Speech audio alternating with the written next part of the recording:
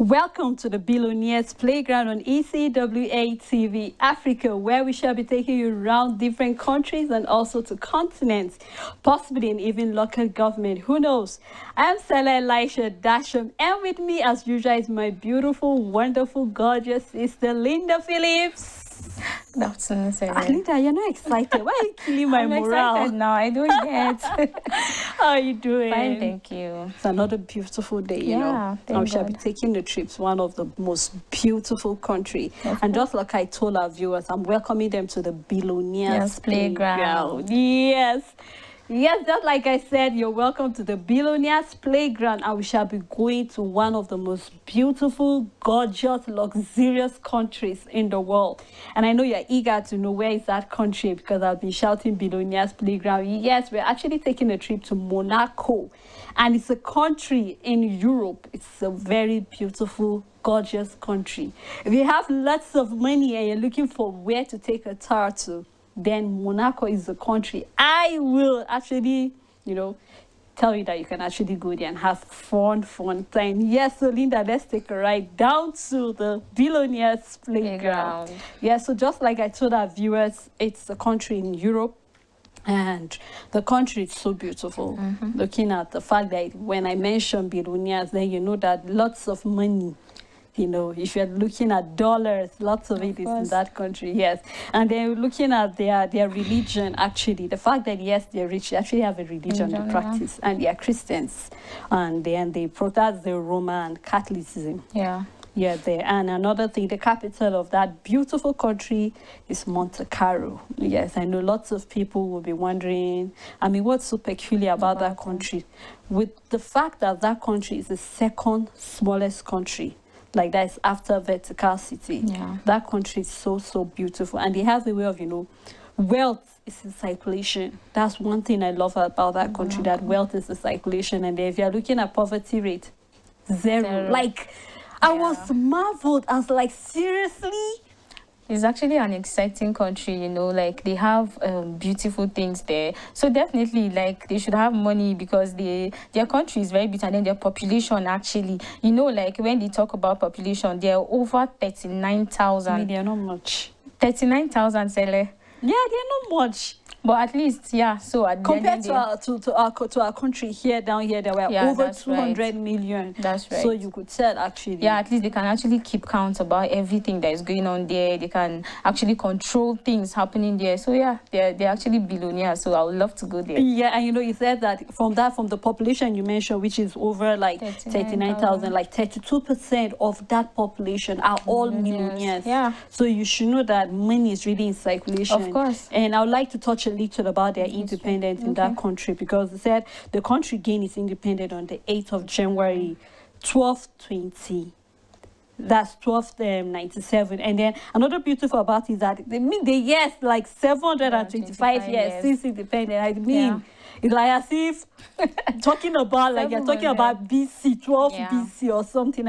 It's quite a long time there. So that's the more reason why they should be millionaires now. But while I was reading that, what marveled me was the fact that how they're able to maintain the population. True. Even if they had their independence 729 years ago. Yeah. It would get you to short, how are they able to maintain their population? But actually doing a good one there. And another beautiful thing about the country is the fact that it's just like I said, it's the world's smallest country. That's after Vatican.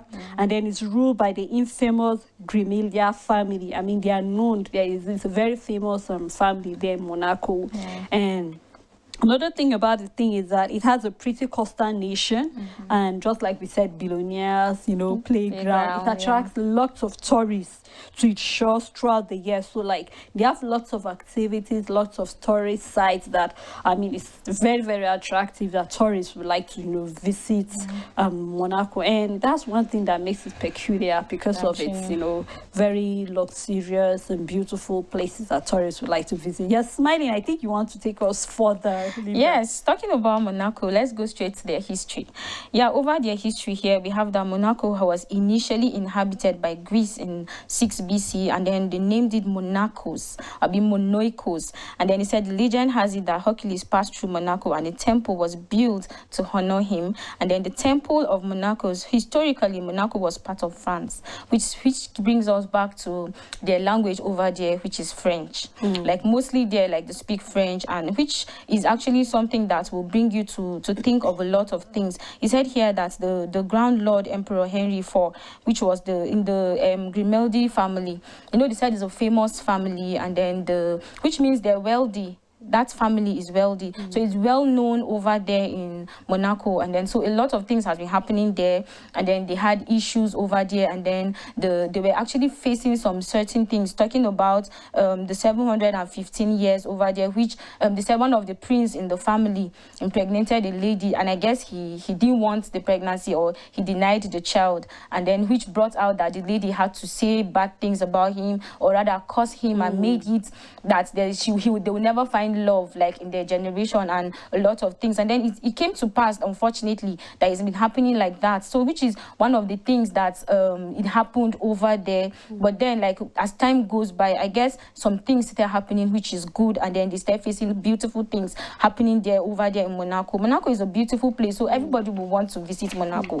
Talking about all the things, and then talking about their culture as well. I think you would like to take us. Yeah, and another beautiful thing about the country is the fact that some people actually mistaking the flag to that of Indonesia, even though Indonesia flag is a bit longer because of the red and I think the white on it. But then it's something that people need to know, that Indonesia flag is longer, while that of Monaco is shorter. So I think it's the fact that people, even though you might get a bit confused, but it's really something for you not to get confused.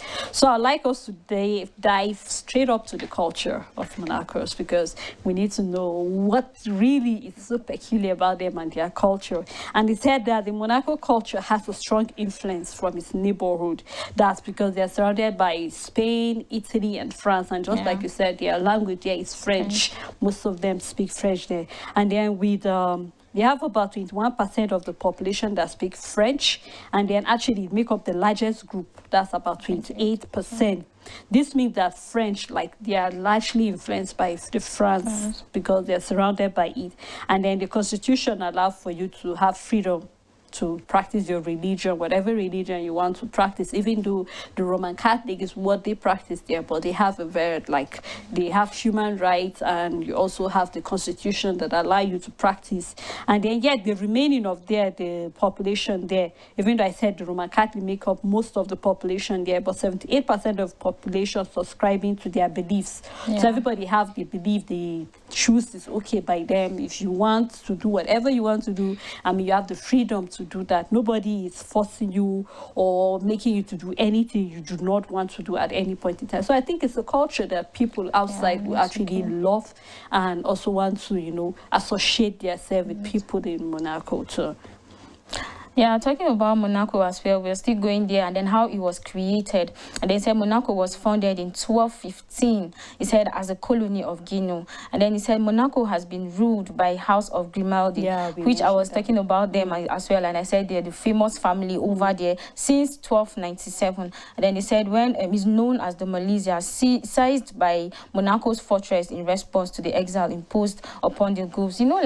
Talking about this Monaco, how beautiful it is, and then how they recognize this particular family, because they know that they are actually the best. Maybe they look at them as the famous family over there. So like a lot of things happen there, and then they still talk about them a lot. And then how they said Monaco became a separate country, which in 1641, they said the treaty was signed that was granting Monaco the protection of France. And then he said that the furthermore confirmed the sovereignty of Monaco, its independence. It gained its independence in January. Then he said that here rights and privileges.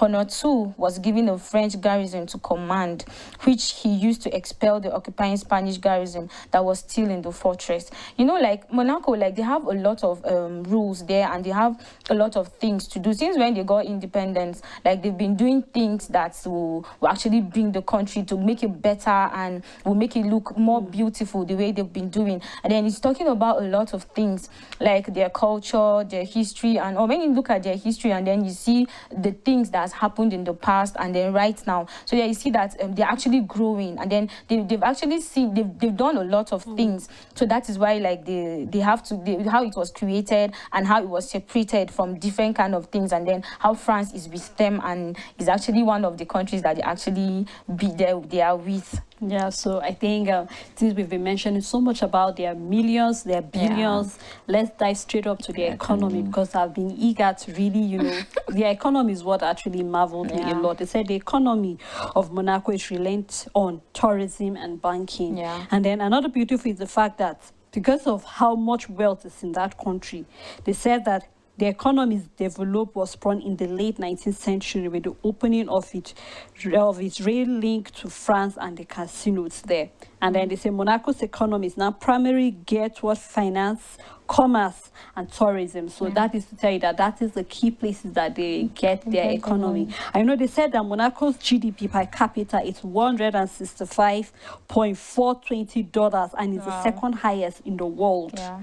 So to tell you that wealth is really in circulation in that country. And then the average home, like if you really want to live there, like an average home there, you could spend maybe just a 1-bedroom flat is about 1.2 million naira. Wow. So you could get that. Yeah. I mean, wealth is in circulation. And sweet thing about it was, Linda, what really blew my mind was the fact that it's tax-free. Yes, it's tax-free. Like imagine living in a country you don't pay tax. Yet they have this money. So you begin to wonder, how did they generate their income? Even though we stated the fact here, they have casinos, they have the yachts flying. Yeah, even other activities that they get involved in, especially tourist attractions, tourists that could visit them. And then they said another thing about it is that the Monaco's economy has grown from tourism, gambling, and banking. The principality tax-free status and no income tax has attracted many rich residents. And another beautiful thing about the fact that even though most of their wealth comes from tourists, about I think quite a number of them are foreigners. Like they were not giving birth to in Monaco. Most of them were giving birth outside the country, but then they come back to that country and they get to do their thing. So you know that country, I mean, they're really moving, I think you have something to add to their economy because you've been sliding. Yeah, talking about their economy, like they gain a lot of income from tourists when they come over there. Since the citizens over there don't pay tax, so the people that come over there, the tourists that come there to stay for a while, they actually gain their economy from there as well. When they come, like they do a lot of things over there. So like when they want to, anything they want to do there, they need to pay for it, and then like everything is expensive. Like what do you get when you're in the billionaires playground? So then you have a lot to do. So like they still get that, like the income they get over there is from tourists that they go there, like visitors that go there to do one or two things, and then their hotels and then everything, like their hospitals and all over there. Like they gain income a lot from all those places. Yeah, they always rub their shoulders, or they always boast of the fact that they're very hospitable. Yeah, Monacos are very, very hospitable people. If you really want to enjoy, people who are friendly, people who are very nice, Monacos can be very, very nice, but just be ready to spend lots of money when you get yourself to Monaco. So for people who feel you want to rub shoulders with the big boys, that should be a place. And another beautiful thing about the economy, because we mentioned the fact that part of the things that contribute is gambling. Yeah. It's a law in that country that the residents, the citizens of that country, they are not allowed to gamble. Yeah. Despite the fact they have lots of casinos there.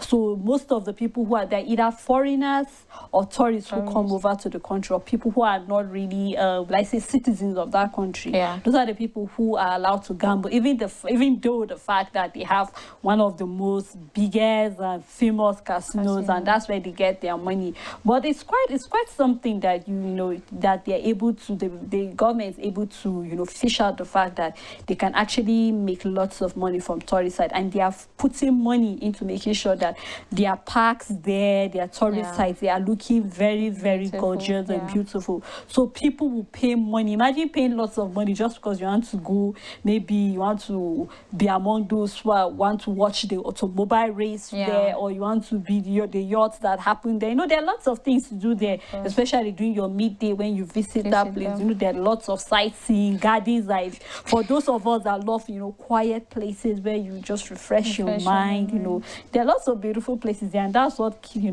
blew my mind about the fact that, the Monacos are doing great when it comes to, taking care of their economy and making sure that they are boosting money into their GDP there. So on the same vein, we're still going to talk about the tourist attraction over there. Then we talk about Monaco, how beautiful it is. So right now we're going to talk about places you can go to, things you can do in Monaco that is going to be fun for you, even when you feel like you're bored at. But I don't think anybody can be bored in Monaco with all these places, all these tourist sites that they have for you to visit. And then here we have, they said, the gorgeous and glittering Monaco is a tiny royal principality on the French Riviera. And then it said less than 2 square kilometers in size, and then it is perhaps the most glamorous little stretch of land on the planet. That's how beautiful and how tiny it is. And then people still want to go there to have fun and then to do a lot of things. The place is a natural beauty. Like, the place is just natural. Like, when you talk about natural, like, the nature is beautiful. There are a lot of things that you see just maybe when you go out, maybe just in your own town, you see beautiful mountains and the rest. You tend to say, I want to sit here maybe for a while to just take waterfalls. Beautiful. And then so Monaco is actually one place you would love to go to, just to sit and then to relax your mind and then to think of a lot of things. I'm talking about their tourist sites. I think one of them is Monte Carlo. And then they're giving me an eye. Yeah, he said despite its small size, Monte Carlo packs an enormous amount of glitz and luxury. Monte Carlo is the most glamorous district, and then found in a spectacular, pretty setting north of Port Hercule and overlooking the bay. There's a breathtaking sea views from the terrains of Place du Casino.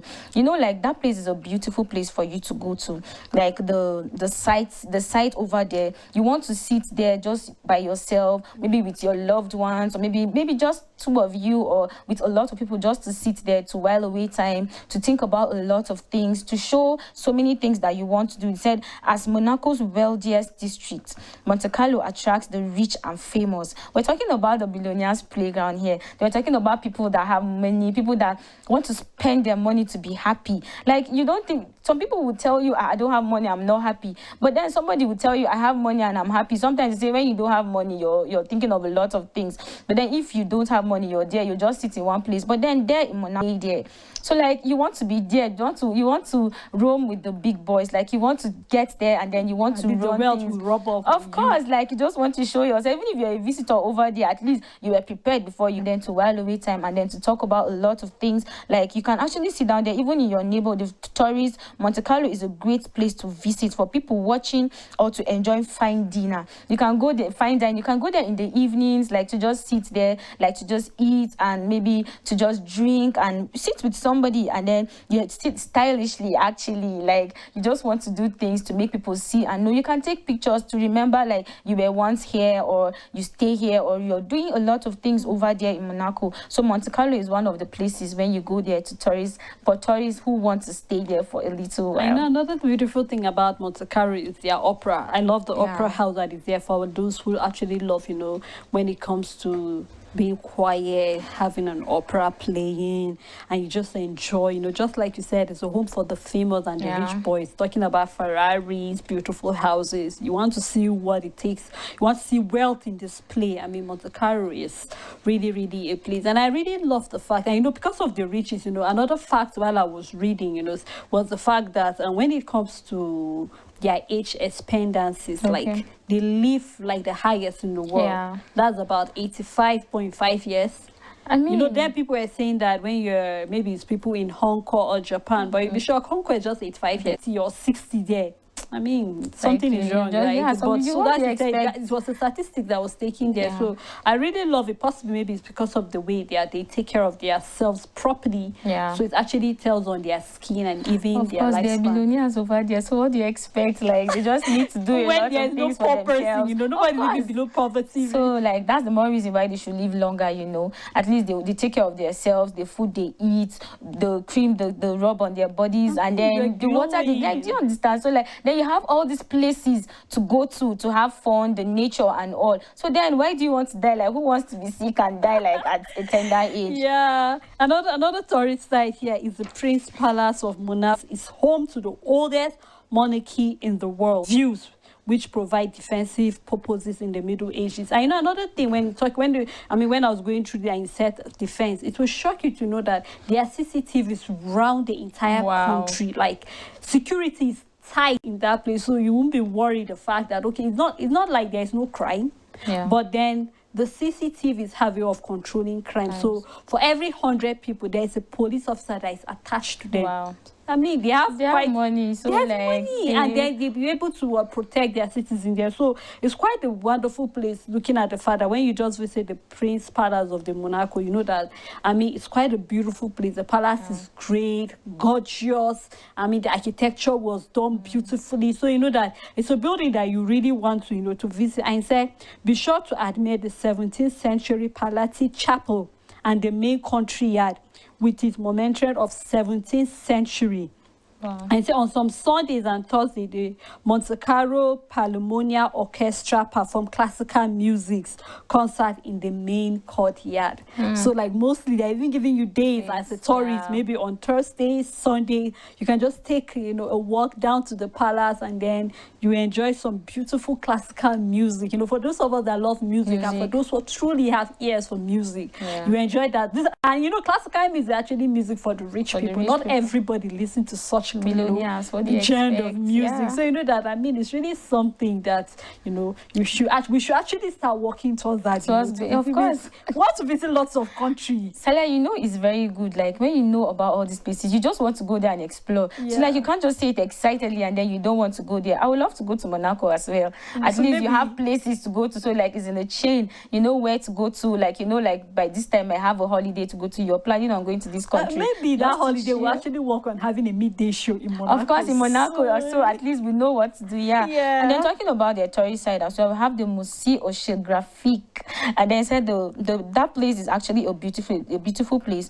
It says it lies in a spectacular location on the La Rocha. Then it said almost 90 meters above sea level.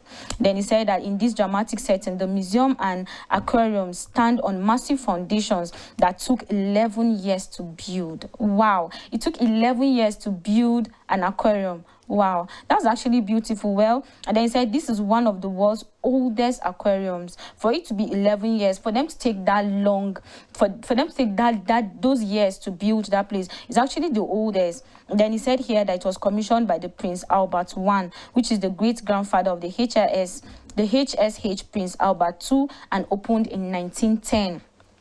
And so it's constantly evolving on the Oceanographic Museum that has world-renowned exhibits of marine sciences and oceanography. So the museum's value scientific collections include finds from the explosion of the Prince. So the Prince was actually the one that commissioned it, and then how they did everything over there. For 11 years, it took them time to build that aquarium for people, for tourists to just go there and then have fun and then sit there. They said here that is 90 meters above sea level. So like that place is actually a good place to go to. Like, once you go to that place, you just want to sit there and have fun and then just relax. Like, you just want to do things, and then it's the old there, so you want to see something that was old, that you were not there before, and then you heard it was there for years, then you just want to go there. Seller for 1910, that was when it was commissioned, so you should know how old that is. So, and then it's still standing tall, and then it's still okay, it's still beautiful. People still go there to see it. So like, it's a beautiful thing for them over there, and then for the Prince to actually commission. And then the Casual La Terrace restaurant on the museum's rooftop terrace is open for lunch. So maybe you can actually go there maybe in the midday as well, and then maybe to have lunch. Yeah, you have a meeting over there or something. You just go there and have lunch, and then they said the main attraction of dining here is the location, where it affords superb panoramic views of the coastline. On a clear day, it is possible to see all the way in the Italian Riviera. So it's actually a beautiful place to go to, either in the daytime or in the evening, maybe to have lunch or dinner. You can just have your quiet time over there to sit and then to have fun. Wow. I became quiet because, why I just picture the entire thing. You get like just sitting there, having a view of the coastline and every beautiful thing. We need to take a trip. You need to take a trip to that place. Well, another tourist site actually still in Monaco is the Jardin Exotique, and it's one of the most delightful things to do in Monaco is to wander through the Jardin Exotique, perched on a stepped cliff overlooking the exotic garden. It's a luxury place with an incredible variety of vegetation and mesmerizing view of the sea. The gardens are carefully tended and extended dramatically along the hillside. You know, I love anything that has to do with hillside. Yeah. Anything that has to do with, you know, having a waterfall, anything that's just nature. Like when you know, I always say the fact that nature has a way of calming you down. So I mean, it's another place for people to, you know, to visit. Looking at, you can just wander around, have a beautiful view of the place. I know they said it's, I mean, Monaco is one of the home to, like, it has one of the most expensive streets. So you can actually tell that home, that country, it's very, very beautiful. It would look as if we're actually advertising the country, but it's something when you see beautiful things, you appreciate it. And when you go to visit there as a tourist, you come back and see what else can you do for your country. I mean, how are they able to attain that level of having quite like wealth? How can we, you know, abide it in our country and know that we also have, I mean, wealth flowing in? So it's quite a beautiful place to go. Yeah, still talking about the tourist sites, we have the Cathedral de Monaco. And then it says here that although the cathedral is literally modern, it was built between 1875 and 1884. Said the century houses an altarpiece by the Nicole's painter Louis Braille dating from 1500. Another noteworthy work of art in the Epicostal throne, which is sculpted from Carrara marble.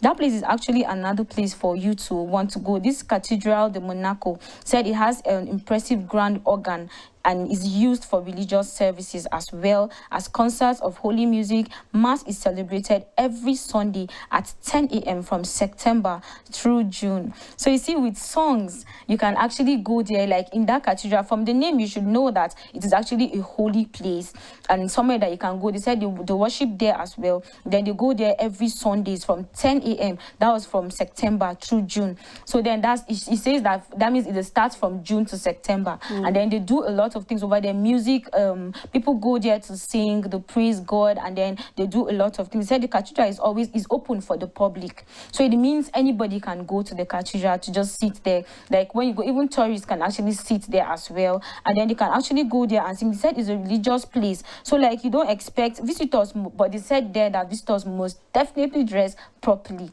So you can't go there and feel like you just want to dress anyhow. Like one beautiful thing again about Monaco, their outfit over there is good. Like they're modest. Like they do things that don't spell out their bodies out, and then do a lot of things. Like their outfit over there is actually beautiful. They do things to impress themselves and even public people and even outsiders. So here it says that even if a visitor is going there, he needs to be properly dressed to go to that place. And then it said that those wearing tops that reveal shoulders, sleeveless tops, and then mini skirts or shorts are not allowed. Another tourist beautiful site to visit here.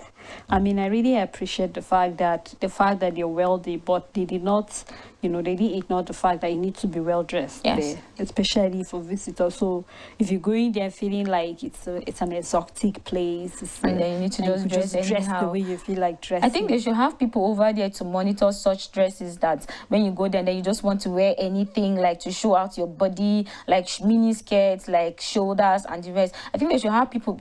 Since it's more like a rule over there, so I think people should definitely know that. And then when you're going to Monaco, maybe from the airport or maybe somewhere there, they should know that they're supposed to stop you and ask the kind of dresses you have. No, you know, the dresses is not like you're not allowed to wear your shorts, because sometimes the weather can be quite sunny there, except when you're at certain places where they have very chilly and sweet weather. But then there are particular places, you know, that especially the cathedral that we are visiting, you know, that it looked like quite like a religious place. So you need to be careful on how you dress. But I think they are not really so strict about your dress in any other place. You can actually feel free to dress, but when you go to certain places like that, you know that you need to dress properly.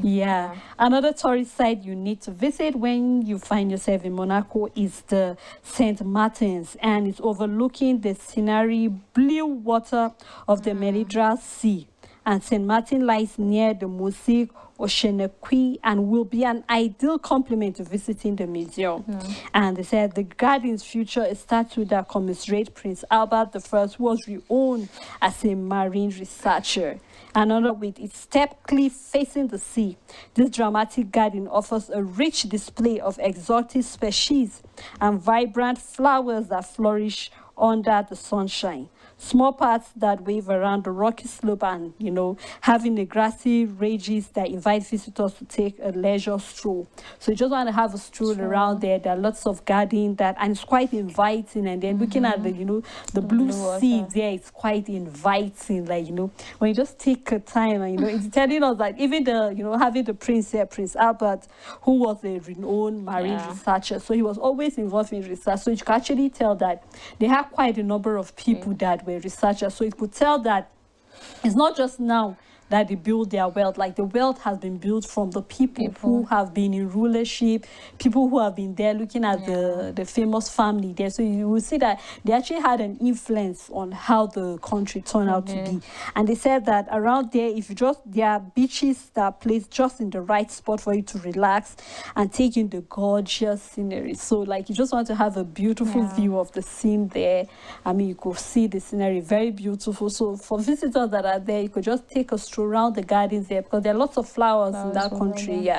So you could just take a stroll around there, and I mean it's something to do when you find yourself during the course meeting. Like talking about taking a stroll over there, when you're thinking of a lot of things, sometimes you just want to, maybe let's say you just want to pray and then you don't feel like praying in your house, or you don't feel like sitting down in one place, you just want to stroll, you just have to walk around that place, like the St. Martin place. When you walk around that place, seeing how beautiful and how quiet that place is, you get your quiet time, you pray, and then even if you don't want to pray, you just need your me time, just yourself, just to talk to yourself, you just take a stroll towards that place. And then still talking about their tourist sites, we have Formula 1 Monaco Grand Prix. And then here they said the famous Formula 1 Monaco Grand Prix race, it takes place in Monte Carlo every year on the last weekend in May. And then so it says that this is the only car race in the world that is held on city streets. The course runs from the Boulevard Albert 1 up towards Palais du Casino and around the Halloween town in front of the Monte Carlo Fairmount Hotel. So they have this car race that they do every year, which comes at the last weekend in May. So people go there, it's one of the things that the billionaires do. Since it's a billionaires playground, that is one of the things that they do there, the car race and all of that. They said it's always organized by Automobile Club of Monaco. So they have a club over there that they actually organize all these things. Since it's actually a fun place to go to, since it's a billionaires playground, so they have a lot of games over there to do. And then the car race is actually one of them. They said it's one of the world's the most popular sporting events that they have over there. They said the narrow streets are ideal for car races. So that means their streets over there are safe for car races. And then it's actually safe for them over there to do the races, since they are billionaires over there. So they should know how to take care of such things. They should know how to manage the environment, and then they should know how to clear places for them to do the car races, because for their own safety as well, and then for the safety of their citizens over there. They said it's actually fun.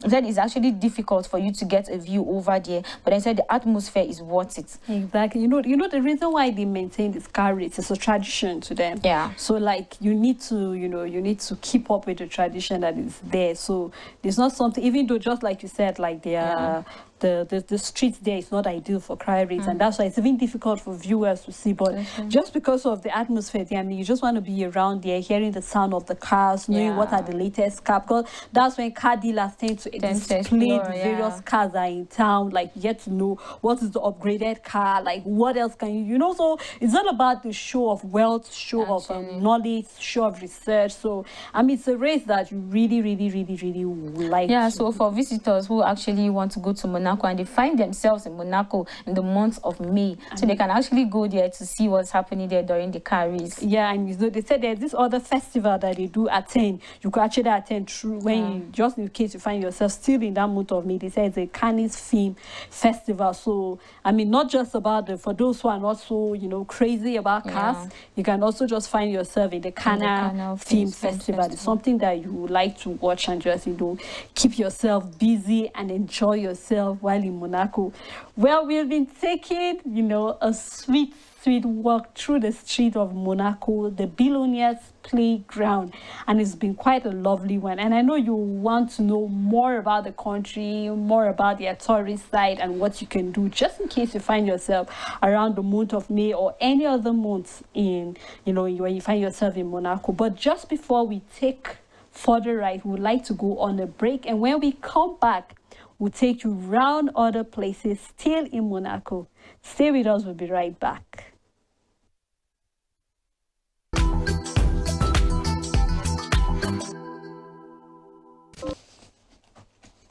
Monaco Harbor.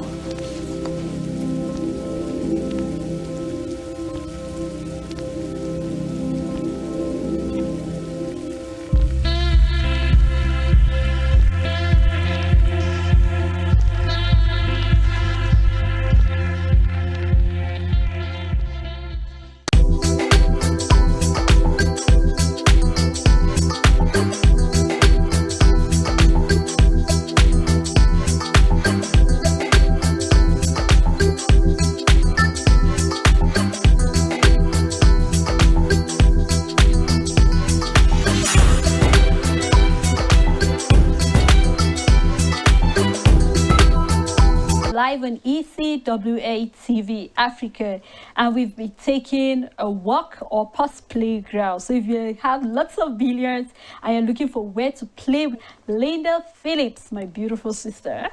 Thank you, Sarah. Yeah, so we're looking at some of the tourist sites in Monaco, and you gave us so much about, I think we've covered about 7 tourist sites. So we'd like to take other sites that, just in case you find yourself during your midday activity when you find yourself there. And that's the Opera di Monte. Okay, yeah, I think another thing we need to visit is the Opera di Monte Carlo, and it's 78. It's quite old, it was designed by Charles Garnier. They actually designed by the same in red and gold. I happen to know that red, and it happened to be your favorite colors, both gold and red. Wow. Yeah. That means you actually love the building. Red is beautiful, so what do you expect? Yeah, and it has a profusion of intricate bas relief, amazing fresco, and striking sculptures. I mean, there are lots of sculptures that are captivating. And I think making the color that there is red and gold, I mean, it will just, just attract you, and you want to know more about the opera. And they said another beautiful thing about the Monte Carlo Opera House, it offers mostly classical operas, but also host other musical for people who don't love classical music. They are on October through in other events that are going on, when it looks at whether it's the ballet performance or it's talking. I mean, there are things you do. The fact that they are considerate. So if you're not into cars, you should be into opera music. If you're not into opera music, you should be into classical. You're not into classical, then you should love the ballet. If you're not into the ballet, then you should love to take a walk around the gardens. So there's just something to do over there. And then we're still talking about the tourist site. District centers around the city's largest harbor. The deep water Port Hercule was constructed between 1901 and 1926 to provide a large number of moorings. There is bathing space for over 500 vessels, many luxury of things to actually have over there, like the yacht which is there. And then like when you go into that place, like Monaco has a prestigious yacht club at the Port Hercule Marina. Then said here the yacht club de Monaco, and then is done by on the Co Louis 2 brings together more than 2,500 members, private yacht owners from 70 high profile image. The club hosts regattas and yacht shows such as Monaco Classic Week. So you see, like, talking about this, their yacht of a thing. For you to be a billionaire, of course, you should have a yacht. Like, what's the use of you saying you're a billionaire and you don't have a yacht, or then you don't have anything to show? Then to show that they're actually displaying these things, like over 73 countries or states that will come over there to come and display just yachts, like just to come and show. Wow, like that's actually beautiful. Like that's display of money, right? So understand? It's either you're displaying the latest yachts, and it's all about designs. It's all about innovation. So when you go there and you possibly see a yacht that is so captivating, you go back and say you can innovate something better. It's really something about. And they said it's a pleasant place, it's a pleasant area to stroll or stop for a snack. Like for you to see all those things, of course you want to stop and then do you need a snack while you view all those things. And then they said there are many restaurants and cafes with outdoor seating to enjoy the sightseeing settings. And then from the port, tourists can also take a boat cruise around Monaco to see the dreamy coastline. So you see, like, you still have something to do. You still have something to get yourself excited about, because when you sit down, you can't say you did not do anything for fun, or you can't say you did not enjoy Monaco, or you can't say there's nothing for you to do. So when you find yourself in Monaco, you have somewhere to go to, you have an activity to do. They said those exploring further into the Lancodomine district will find the charming eclipse Sainte Devote in the Ravine like Throne Saint. So you see, like, they will have something to dedicate to somebody. At least they're Catholics, so they have. Didn't you hear we had Saint Martin? So they have all these saints. So they tend to dedicate it, and maybe it actually tells in. Well, I can't be so sure, but maybe because of the daylight here. Because basically, when you find yourself during the midday, it's all about improving your own land when you go there. Another place to visit is the Nove Musée National de Monaco, and they said the expansion collection and the Villa Super on the Avenue Princess Grace. Have theater costume, model, give your loved ones. I mean, there are lots of sculptures you could see. I believe there are those you can buy, but if you can't buy it, you can just go to the museum, take up, pictures of all those architectures, all those sculptures, because they are quite beautiful, paintings and other things. And you could come back and, show your loved ones that they can actually know that, wow, Monaco is a place to go. And they said this forward-thinking museum is also devoted to conservation work. For example, the restoration of an antiquated door from the 1880. Wow. And it has these vintage theatrical costumes. And the museum encourages dialogue between artists and researchers. It promotes learning across cultures and scientific disciplines. So it's not just about you get to meet other researchers, other artists, you have a conversation and see how can you be better, especially for people in the creative industry like we that want to know what you can do more. I mean, beautiful things, researchers that are there, how were they able to come up with things, and looking at the fact that they have always vintage things that you can see that they are no more in, you can't see them anymore, or the people who design it are no more alive, but their works are still there. So it's something you can feed your eyes and, interact with other people and exchange ideas. Yeah, we're still talking about the tourist sites, and then we have the Princess Grace Rose Garden, which this is the exquisite garden was created by the Prince Reina III as a tribute to his wife. Like when I just read this thing, I just remembered when, like to remember somebody, like this is his wife we're talking about, like his wife died and left him. That's to show the love and connection they had. And then so he had to do this for his wife Grace. And then he said it was opened in the 18th June 1984. And then said in the park over there, the Princess Grace Rose Garden encompasses almost 4 hectares, including a small lake bordered by palm trees and an olive grove. And then the garden flourishes with 6,000 rose bushes in 315 varieties. Wow. And they said each rose has an identifying code, usually for the gardeners. And then says special roses are named for the princes and the princess of the Grimaldi royal family. This rose garden is maintained using eco-friendly practices and has been awarded the label of ecological garden. You see, like, to talk about this garden and then for her name to be Rose as well, and then so there are so many beautiful roses over there, and then just to remember her, like this tribute, like to know that he actually has a wife that was there for him, the love they shared, and then the connection population and everything. So right now, like he had to do this garden for her, and then people can just sit there and then remember their loved ones. Even him, the prince, he can actually go there to sit and then just remember his that wife. was back then when he was alive, right? Yeah, of course.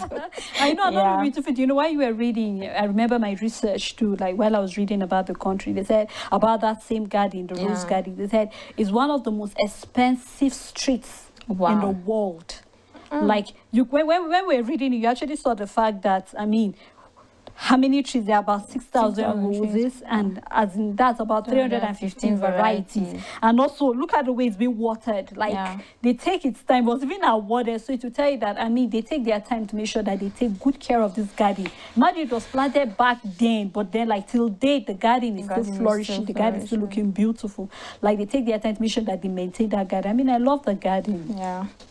So, you know, talking about all these things, he said there are some places where you can go there to stay in Monaco. And then he said that for the sightseeing over there, he said as hotels and places, he said there are luxury hotels. He said there's a pool and a spa. Some rooms feature sea views. Others overlook a hiking turn in the Grand Prix road. And then you know that when you find yourself in Monaco, like, you, of course, you will not just sleep on the road or on bridges. Of course, you definitely need to find a place. And then one of the hotels there is the luxury hotels, where you can find a spa. Maybe you're tired, you just need a massage, or maybe you need something like you just want to cool yourself, and then you also want to relax. So you can find yourself in the luxury hotel. Like then, of course, you should know that it's an expensive place where you are. So you should know that you're ready for all these things. So one of the places or one of the hotels for you to relax over there in Monaco is the luxury hotel. And another place for you to relax to is the mid-range hotel. Just like you say, when you find yourself there, you need to rest. And they say above the harbor is the front villa. The Columbus Monte Carlo is near the Princess Grace Rose Garden. You see, from this place, you can actually have a view of the Rose Garden we just spoke about. And a short walk away from many waterfall restaurant.